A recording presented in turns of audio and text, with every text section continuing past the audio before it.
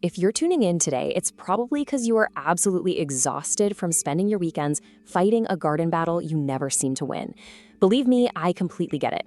Today, we're going to walk through a practical, scientifically sound method to stop fighting those weeds and actually reclaim your weekends. No gimmicks, no over-the-top hype, just a really straightforward two-step process that actually works.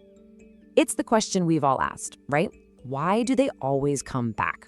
We really have to acknowledge that shared, heavy feeling of defeat. You know the one, looking at a completely overgrown patio or a crowded flower border and just feeling utterly frustrated. You pull, you spray, you scrub your heart out, and then 6 weeks later, it looks exactly like it did before, or honestly sometimes even worse.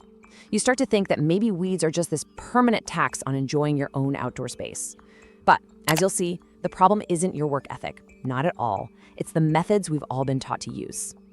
I want to validate your skepticism right out of the gate here, because there is a very real biological reason why conventional methods always end up failing us. Take hand pulling, for example. It almost always leaves a tiny fraction of the taproot behind, meaning the weed just pops right back up in about 5 days. Branded chemical sprays? Sure, they might kill the weed, but they also wipe out the beneficial microbial life in your soil, the stuff that actually keeps your garden healthy. Boiling water really only scorches the surface, leaving the roots sitting there completely undisturbed. And plain vinegar just burns the leaf tissue.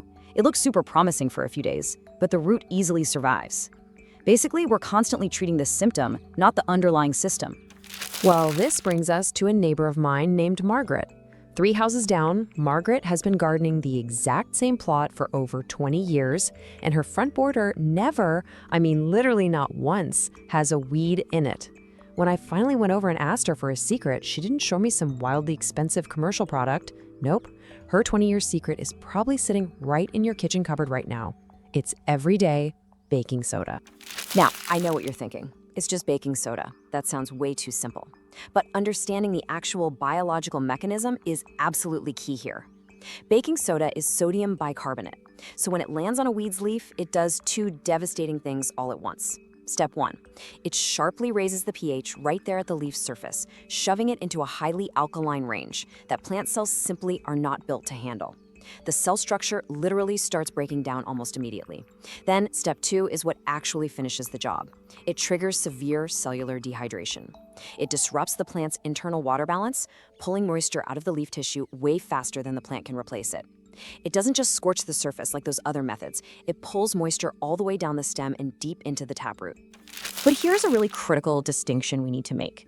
Baking soda by itself, just dissolved in plain water, works pretty slowly and very unevenly. Margaret's mixture relies on 3 additional household items, and each one has a very specific scientific purpose. First, you need a splash of white vinegar. This acts as a penetrant, breaking down the waxy coating on the weed's leaf so the baking soda can actually get inside. Then you need ordinary dish soap. This acts as a surfactant, making sure the mixture spreads evenly right across the leaf instead of just beating up and rolling off into the soil.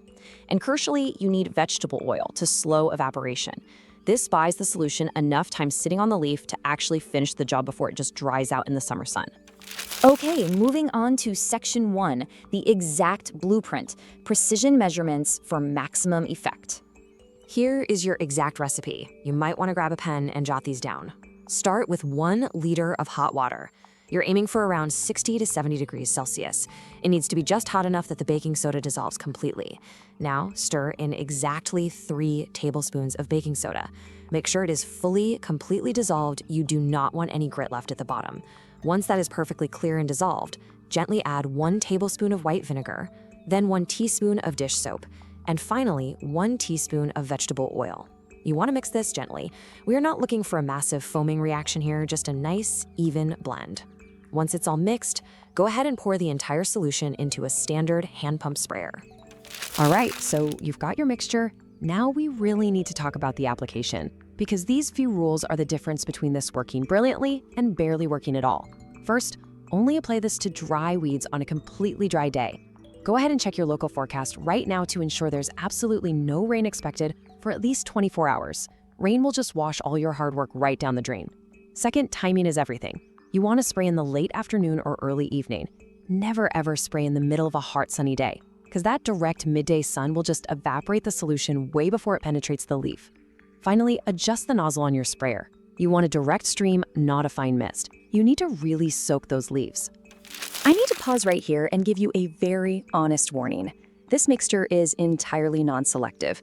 It does not know the difference between a pesky dandelion and your absolute prize-winning roses. It will severely damage anything green it touches, and yes, that includes your lawn grass.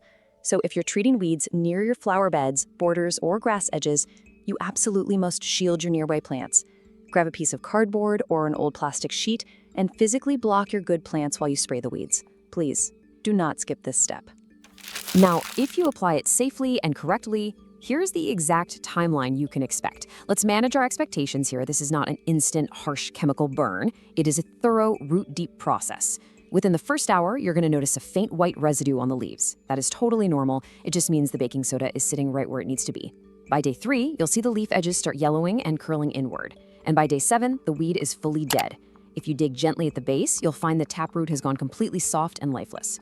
Now, for genuinely stubborn weeds, things like bindweed or ground elder, just give it a second application after 2 weeks to really finish the job. Which brings us to Section 2, Step 2, the missing link, preventing the next generation of weeds. You see, killing the weeds you currently see is only ever half the job.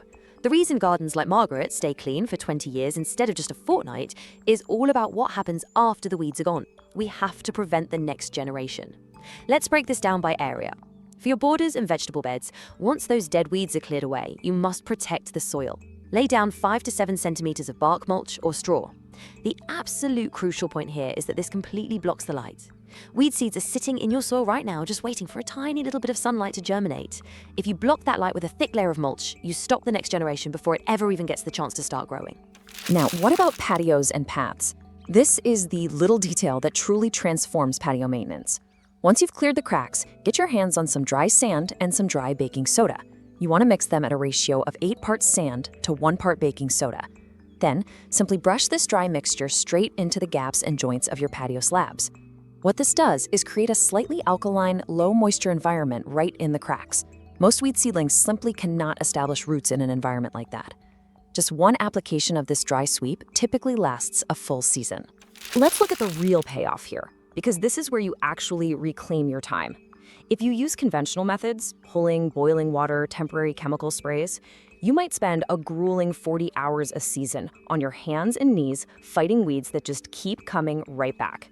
By switching to this 2-step method, that time drops to under 4 hours per season. And most of that is just the initial treatment and maybe a couple of quick 10-minute check-ins with the sprayer during peak summer. That is a massive, massive release. I really want to leave you with Margaret's philosophy today. She told me, a garden isn't supposed to be something you're constantly at war with. It's supposed to be something you get to enjoy.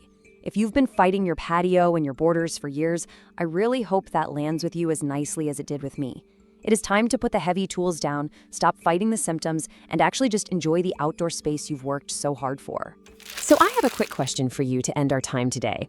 Which weed gives you the most trouble in your own garden? Is it bindweed? Maybe dandelions? Ground elder? Drop a comment below and let me know. I really do read every single one of them. And hey, if you found this explainer helpful and you want more practical, no-nonsense guides just like this, please go ahead and subscribe. Thank you so much for joining me, and I wish you a very peaceful, weed-free weekend in your garden.